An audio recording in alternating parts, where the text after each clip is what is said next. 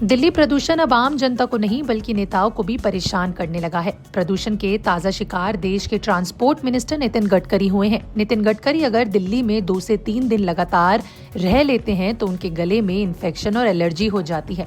आप खुद ही नितिन गडकरी का दर्द उनके ही मुंह से सुनिए। आज सबसे बड़ा राष्ट्रवाद कोई होगा उदय जी, तो देश के इंपोर्ट को कम करना और एक्सपोर्ट को बढ़ाना। क्या परिस्थिति बनी है हमारी। मैं 2 दिन मुश्किल से रहता हूं, इन्फेक्शन हो गया। ये दिल्ली पूरा प्रदूषण से त्रस्त है। क्यों है? मैं ट्रांसपोर्ट मंत्री हूं, 40% हमारे कारण होता है, क्योंकि ये fossil fuel, petrol, diesel. Sudarshan ji कितने बार मुझे कहते थे कि इस देश का किसान अन्नदाता नहीं ऊर्जादाता बनेगा, ईंधन दाता बनेगा, हवाई ईंधन दाता बनेगा। अब सब बन गया, बिटुमिन भी बन गया, पर कोई विश्वास रखने के लिए तैयार नहीं। और आज भी इतना 22 लाख करोड़ हम खर्चा कर रहे हैं। अब ये राष्ट्रवाद कैसा होगा? इस देश में 22 लाख करोड़ रुपए हम लोग फॉसिल फ्यूल इंपोर्ट कर रहे हैं, देश में प्रदूषण दे रहे हैं। क्या हम अल्टरनेटिव फ्यूल और बायोफ्यूल में आत्मनिर्भर भारत नहीं बना सकते? मैं गाड़ी में आया हूं, 100% इथेनॉल पे चलने वाली दुनिया की पहली गाड़ी है इनोवा। 60% बिजली तैयार करती है। 1 लीटर पेट्रोल के भाव में एवरेज की तुलना करें तो ये गाड़ी का 25 रुपए लीटर पेट्रोल का भाव होता है। प्रदूषण 0 है। हाइड्रोजन हम बना सकते हैं। इलेक्ट्रिक की गाड़ी अब कितनी पॉपुलर। जब मैंने इलेक्ट्रिक गाड़ी की पहली गाड़ी शुरुआत की थी तो कीमत थी $150 पर kWh लिथियम आयन बैटरी की। अब तो 55 हो गई। अब sodium ion, zinc ion, aluminium में टेक्नोलॉजी आ गई। कल मेरे घर पर एक IIT के लड़के ने 5 साल में टेक्नोलॉजी लाई। एल्यूमिनियम जो शीट रहती ना, वो फ्यूल है।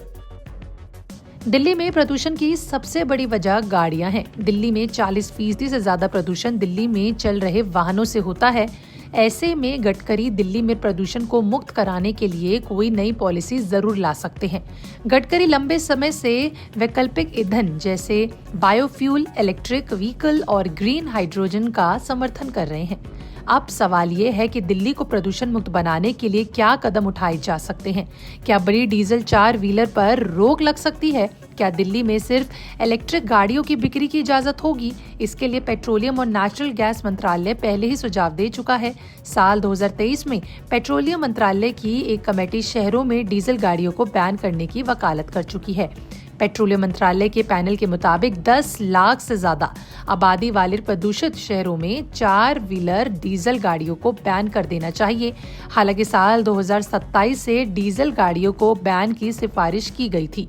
सबसे पहले आपको ये साफ कर दें कि सरकार ने इस रिपोर्ट में दिए गए सुझावों को स्वीकार अभी तक नहीं किया था, लेकिन नितिन गडकरी के बयान के बाद फिर ये सख्त ट्रांसपोर्ट पॉलिसी की चर्चा शुरू हो गई है।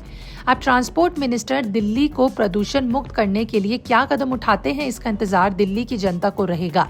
फिलहाल दिल्ली में इलेक्ट्रिक व्हीकल्स को बढ़ावा देने के लिए दिल्ली सरकार नई EV पॉलिसी जरूर ला सकती है और उस पर चर्चा हो रही है।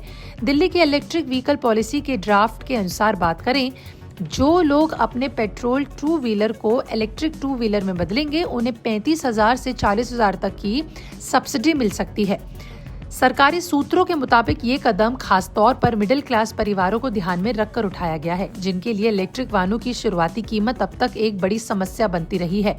देश में ज्यादातर इलेक्ट्रिक स्कूटर्स और बाइक्स की शुरुआती कीमत तकरीबन 1 लाख रुपए है। ऐसे में अगर नई EV पॉलिसी के तहत 35 से 40,000 रुपए सब्सिडी दी जाती है तो इन वाहनों की कीमत 60,000 से ऊपर पहुंच जाती है। हालांकि इसके लिए ग्राहकों को अपने पुराने 2 पहिया वाहनों को EV में कन्वर्ट करना होगा। अब सवाल ये है कि दिल्ली की जनता को बढ़ते प्रदूषण से राहत कब मिलेगी? आपको क्या लगता है? अपनी राय कमेंट में जरूर बताएं। और क्या आपको लगता है कि आने वाले समय में नितिन गडकरी जी बड़ा कदम उठा सकते हैं इस प्रदूषण को कंट्रोल करने के लिए और फिर से EV को आगे बढ़ाने के लिए? अपनी राय कमेंट में बताएं और ऐसे ही और अपडेट्स के लिए देखते रहें बिज़ तक।